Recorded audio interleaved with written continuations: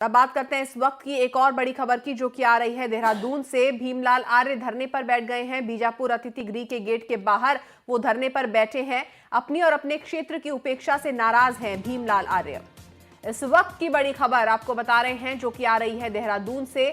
अपनी और अपनी क्षेत्र की उपेक्षा से नाराज भीमलाल आर्य धरने पर बैठ गए हैं।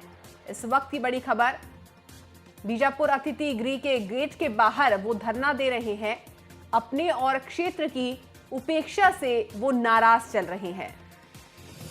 अनुपम भारद्वाज हमारे संवाददाता इस वक्त हमारे साथ फोन लाइन पर जुड़ गए हैं। अनुपम, क्या कुछ कहना है भीमलाल आर्य का?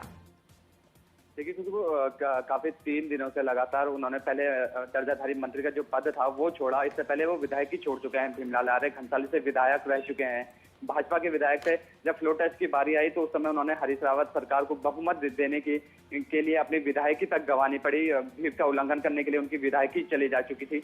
उसके बाद सरकार में उन्हें दर्जाधारी मंत्री का पद दिया गया। अब जब उनके क्षेत्र की उपेक्षा की जा रही है, उनकी उपेक्षा की जा रही है हरीश रावत द्वारा, तो उन्होंने उस दर्जाधारी मंत्री पद से भी इस्तीफा दे दिया था। अब जब काफी लगभग 3 दिन हो चुके हैं, लेकिन सरकार उनकी कोई सुध नहीं ले रही है, हरीश रावत उनकी कोई सुध नहीं ले रहे हैं। तो इस कारण उनका आरोप है कि उनकी क्षेत्र की उपेक्षा की जा रही है। उन्होंने विकास को लेकर हरीश रावत का साथ दिया था, लेकिन विकास उनके क्षेत्र का अभी तक नहीं हो पा रहा है।